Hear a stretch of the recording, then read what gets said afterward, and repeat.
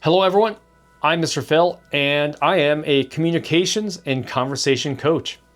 I was recently asked, how did you get into doing this? How did you become a communications and conversation coach?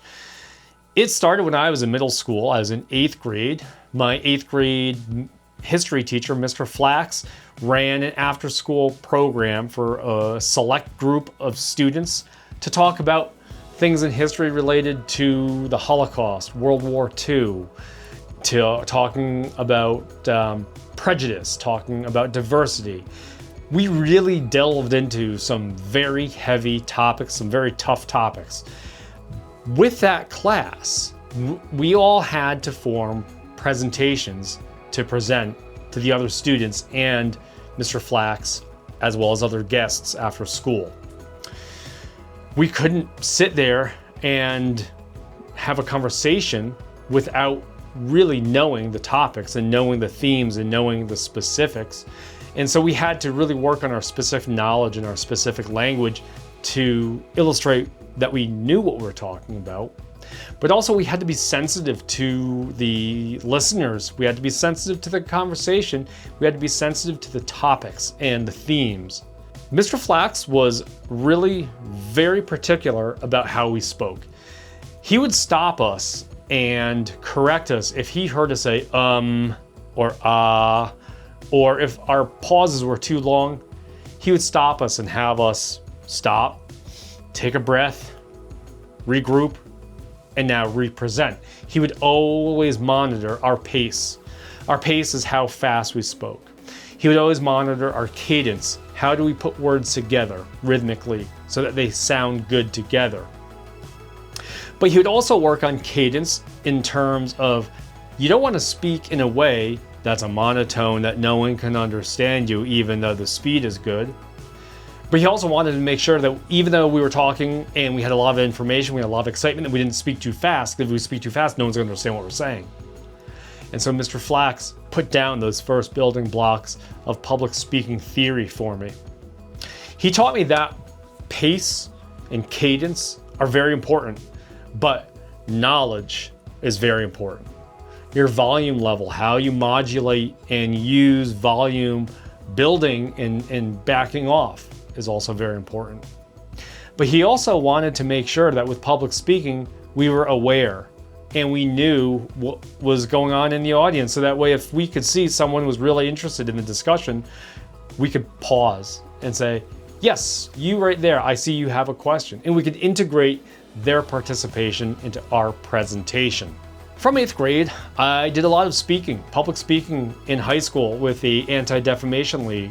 I was a core presenter for one of their programs that lasted from the middle 90s to the early 2000s, where I traveled around Connecticut giving talks about my own experiences with diversity, racism, bullies, bias, prejudice, and hate reduction.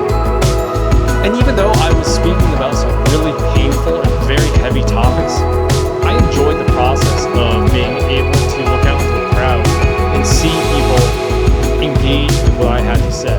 And that was a really validating moment for me when I was in high school, is to see that what I had to say, the words I could use, meant a lot to people. And from there, public speaking was just part of what I did. No matter what job, career, position, what social setting, I was always thinking in terms of communications. How do people understand me? How do I learn to understand other people? Which then got me really interested in becoming as close to fluent in Spanish as I could get, because I thought another language would be a really fascinating way to connect with other people. And so I did that. I spent from 6th grade to end of college studying Spanish just because I wanted to connect with other people in a way that was very new to me. But then it also became very familiar to me. Taught school for a while, as many of you know, as a special education teacher, and I had to do a lot of presentations in grad school, but then I also had to speak clearly, efficiently, and concisely and conversationally to my students and staff at school. And then all of these different roles in my life all took on public speaking as a thing, as a core component of what I did, and when I did it is all related back to how I could communicate. For the last 10 years in the hair industry, owning my own business where I work one-on-one every single day in this very studio with multitude of clients during their haircuts, their hair color, their hair care sessions. As a professional photographer, communicating with clients on this very wall about their photos, I love connecting with people, and the pursuit of improving conversation and how I communicate and developing and refining my communication style over the years, it never gets old, and it always becomes more interesting and more validating to me the more I can connect with more of you. And that's really the backbone of this blog, is me being very excited to share with you the strategies, the tips, the tricks, the theories, the abilities that make communications so interesting to me. And that's where we are.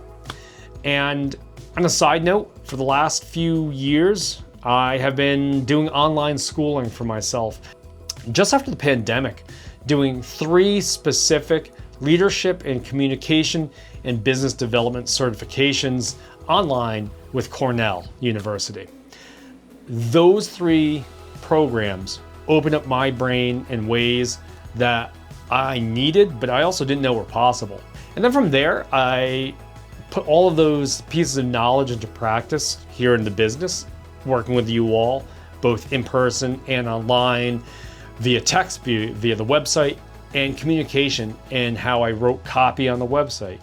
Communication, how I captioned and presented my photos and videos on Instagram. All of these took into account the leadership and the business development knowledge I picked up through Cornell. Here we are, now it's 2026. I am just about ready to complete 6 of the 8 classes online with Google, doing my Google Digital Marketing and E-commerce Technician Certification Program, where it's a lot of theory about search engine optimization, but it's also theory on how to present content to those listening, reading, and watching, so that way everyone feels connected. I'm going to close this video about my story with one of my biggest principles, and this is what I go by, is that when people feel heard, they're more willing to participate. And that can go for a conversation. It can go for a hair appointment. It can go for a simple oil change, trying to explain to the technician what you need in the most conversational and concise ways possible. But it doesn't mean rushing, and it doesn't mean being discourteous. It means finding a way to communicate and to connect with those around us, and we all then become more willing to connect and to participate. As always, thanks for watching. This is Mr. Phil, signing off.